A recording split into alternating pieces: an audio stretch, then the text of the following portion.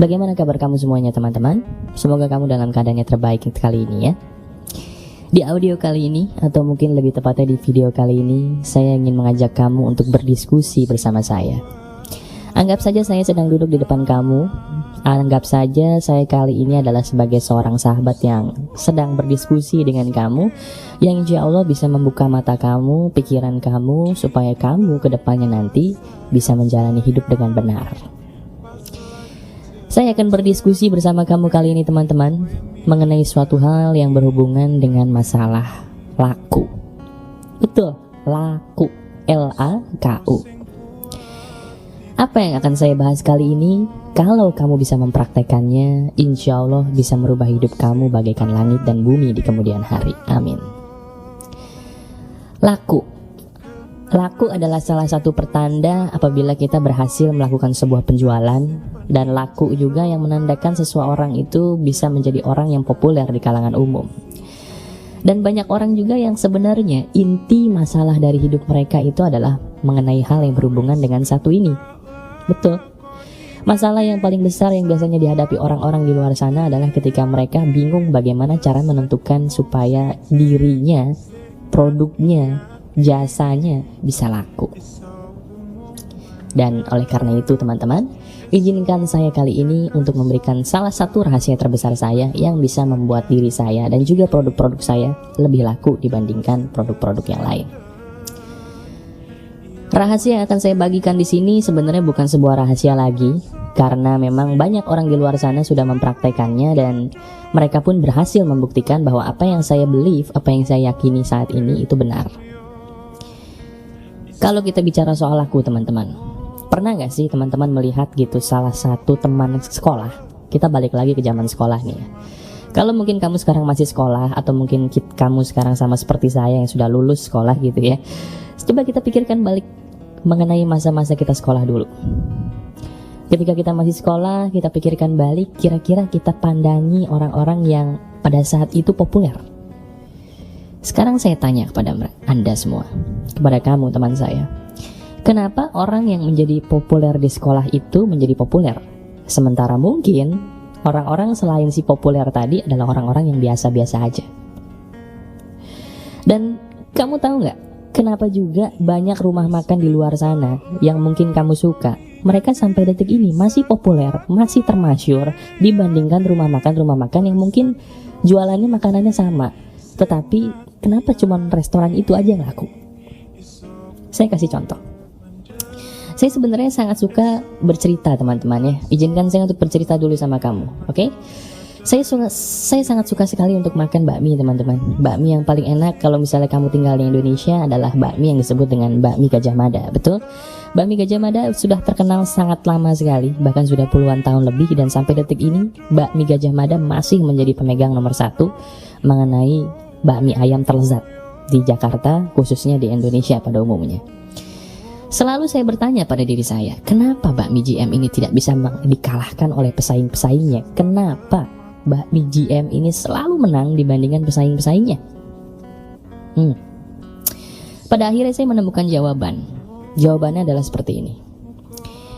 Teman-teman, untuk bisa menemukan sebuah jawaban kenapa mereka laku dan kenapa Anda belum laku, kita harus mencari penyebabnya dengan mencari sumber orang-orang untuk menentukan laku atau tidak laku. Setuju? Biasanya kalau kita di internet nih, sama seperti saya pengguna internet gitu ya, biasanya kalau kita menggunakan internet, apa sih yang kita lakukan seandainya kita ingin mencari sebuah produk? Betul, kita akan pergi ke Google, kita akan pergi ke Yahoo, kita akan pergi ke mesin pencari, kemudian kita mengetikkan apa yang kita cari di situ untuk supaya diberikan hasil yang kita mau. Betul? Dengan kata lain, biasanya kalau kita menginginkan sesuatu hal, biasanya kita akan mencari sumber informasi supaya kita bisa mendapatkan data dari sumber tersebut, supaya bisa menjadi suatu hal yang bisa jadikan kita rujukan bahwa oh, ternyata ada nih namanya toko rumah makan bakmi GM. Oh, ternyata ada nih artis yang namanya mungkin Elvis Presley. Pertanyaan saya adalah begini teman-teman, mesin pencari apa sih yang paling bagus saat ini? Sekali lagi, mesin pencari apa yang paling bagus menurut kamu saat ini, yang kalau misalnya kita ketikkan apapun di situ, hasilnya pasti yang terbaik? Coba saya tanya sama kamu. Jawabannya? Google? Bukan. Yahoo? Bukan. Bing? Bukan. Baidu? Bukan. Kamu mau tahu jawabannya? Mesin pencari yang paling bagus adalah otak manusia. Betul, otak manusia. Bukan Google, bukan Yahoo, bukan Bing, dan juga bukan Baidu. Otak manusia adalah mesin pencari yang paling canggih yang tidak akan pernah bisa ditandingi oleh mesin pencari apapun di dunia ini. Kenapa saya bilang mesin pencari paling canggih adalah otak manusia? Sekarang saya tanya sama kamu teman-teman. Seandainya kalau Google itu tidak ada, saya tanya kepada kamu, rumah makan apa yang paling enak yang pernah kamu makan? Bisa nggak kamu jawab?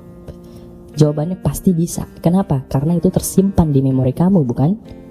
Sekarang saya tanya juga sama kamu, kalau seandainya Google dan search engine mesin pencari di luar sana tidak ada, kemudian saya tanya kepada kamu, siapa musisi paling bagus saat ini?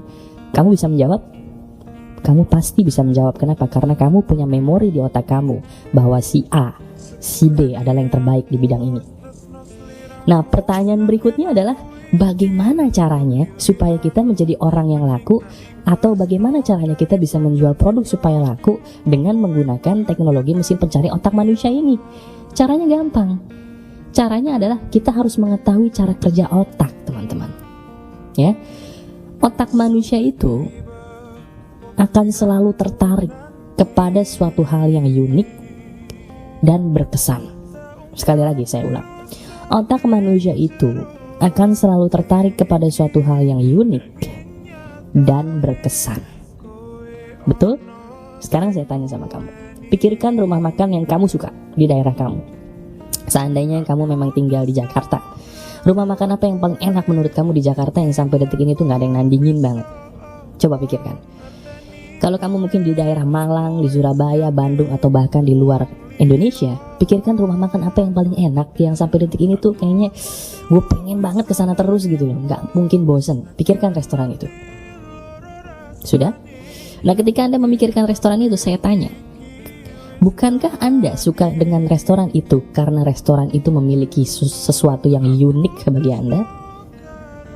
Bisa jadi unik makanannya, bisa jadi unik tempatnya, bisa jadi unik pelayanannya, betul? Yang kedua, selain unik, bukankah tempat makan yang menurut Anda paling enak itu adalah tempat makan yang memberikan kesan untuk Anda? Bisa jadi kesannya adalah makanan yang enak luar biasa, bisa jadi kesannya adalah suasananya yang mungkin cozy, yang nyaman, bisa jadi juga mungkin kesannya adalah karena memang tempatnya ini bikin gue tuh jadi ingat masa kecil. Paham? Begitu juga dengan manusia. Pikirkan satu idola Anda. Pikirkan satu idola Anda yang sampai detik ini Anda masih mengidolakan dia, siapapun. Pikirkan dia. Sekarang saya tanya lagi, bukankah Anda mengidolakan seseorang tersebut karena memang orang tersebut punya keunikan dalam diri dia yang belum tentu dimiliki orang lain? Betul? Yang kedua, bukankah orang tersebut juga adalah orang yang memberikan Anda kesan akan sesuatu hal yang sampai detik ini itu tidak bisa Anda lupakan? Betul? Kesannya mungkin bisa jadi karena memang lagunya menusuk hati, bisa mungkin karena suaranya yang mungkin bikin Anda jadi ingat dengan ayah Anda, ibu Anda, atau mungkin maaf mantan Anda.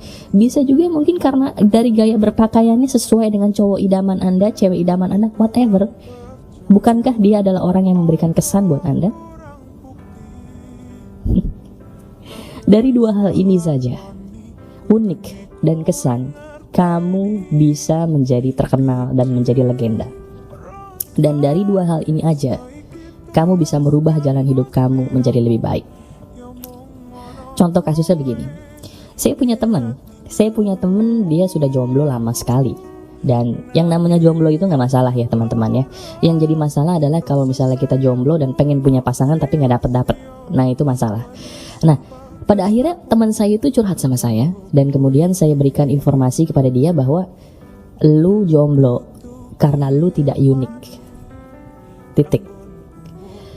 Orang menjadi jomblo Orang menjadi kurang laku dalam pekerjaan, dalam pergaulan, dalam relasi, relationship, dalam hubungan percintaan bukan karena dia jelek loh teman-teman. Bukan karena dia miskin, bukan karena dia sial, bukan. Orang menjadi kurang laku karena dia tidak unik. Padahal rahasianya adalah semua orang diciptakan Tuhan unik. Betul? Gak akan pernah ada satu orang yang sama walaupun dia kembar. Gak mungkin. Tuhan itu sudah menciptakan manusia dengan luar biasa unik. Masalahnya adalah tidak semua orang berani menunjukkan keunikannya. Itu masalahnya. Nah, bagi Anda yang menjual produk atau bagi Anda yang sedang mempromosikan diri sendiri dalam bidang kerjaan, relationship atau apapun, saya punya sebuah tebakan yang pasti betul. Anda menjadi tidak bahagia karena Anda tidak berani menjadi diri sendiri. Betul? Anda tidak berani menjadi diri sendiri karena Anda takut akan sebuah kegagalan yang ada di depan mata. Betul? Kalau Anda menjawab betul, Anda sama seperti saya 3 tahun lalu. Dan ternyata saya punya kabar buruk untuk Anda, bahwa apapun yang Anda pikirkan tentang sebuah masa depan itu omong kosong. Sekali lagi, apapun yang Anda pikirkan mengenai masa depan itu omong kosong. Loh, kok bisa bro? Masa depan, ini rahasianya. Masa depan tidak ada satupun yang bisa ditebak. Rahasianya adalah masa depan itu selalu dinamis, selalu tidak bisa kita tebak. Sekarang saya tanya sama kamu, pernah gak kamu memperkirakan sesuatu di depan gitu ya, kemudian sesuatu tersebut ternyata tidak terjadi semengerikan yang kamu pikir? Pernah? Mungkin kamu grogi demam panggung gitu ya, karena kamu mikirin, aduh nanti gimana nih kalau gue depan panggung gue dicorakin, ditimpukin telur gimana gitu ya. Begitu kamu maju, ternyata orang-orang welcome sama kamu. Kalaupun mereka nggak welcome sama kamu, mereka paling cuma tidur, nggak sampai nyorakin kamu, nggak sampai nimpuk kamu pakai telur. Dengan kata lain, pikiran kamu lebay. Pernah seperti itu? Nah, hal seperti ini sebenarnya harus digarisbawahi, bahwa lu tuh bukan dukun. Lu gak mungkin bisa meramal masa depan lu karena lu bukan yang maha kuasa. Seorang nabi saja yang suci tidak bisa meramalkan masa depan, tidak bisa meramalkan kiamat itu kapan, apalagi kamu. Dengan kata lain, stop meramal, stop berasumsi, stop memprediksi bahwa gue takut nanti gagal anak bini gue makan apa kalau gue nurutin suara hati. Stop. Mulai sekarang sadari bahwa gue gak tahu apa yang ada di depan sana, cuman gue believe in God, gue percaya Tuhan. Selama gue menjalani apa yang terbaik buat diri gue dan bagi sesama, gue yakin Tuhan pasti tunjukin jalan. That's it. Ketika kamu bisa mendengarkan suara hati, kamu akan berubah hidupnya teman-teman. Suara hati adalah jawaban dari setiap kesuksesan seseorang. Itu rahasianya. Jadi saran saya adalah begini teman-teman, apapun yang kamu jual, baik itu produk, jasa, ataupun diri kamu sendiri, saya cuma punya satu pesan: jadilah orang yang unik. Dengarkan suara hati kamu, dengarkan suara pikiran kamu, jangan dengarkan orang lain, jangan dengarkan kritik-kritik di sebelah kamu sebelum kamu mendengarkan suara hati kamu. Karena kesuksesan kamu sebagai individu, kesuksesan kamu sebagai penjual produk bukan terletak pada orang lain, tapi terletak dalam diri kamu sendiri, sebagaimana kamu mau jujur untuk mendengarkan suara hati kamu. Pertanyaannya adalah, apakah kamu sudah mendengarkan suara hati kamu? Kalau kamu belum, belajar untuk mendengarkan suara hati kamu, karena di situ letak keberhasilan kamu sesungguhnya.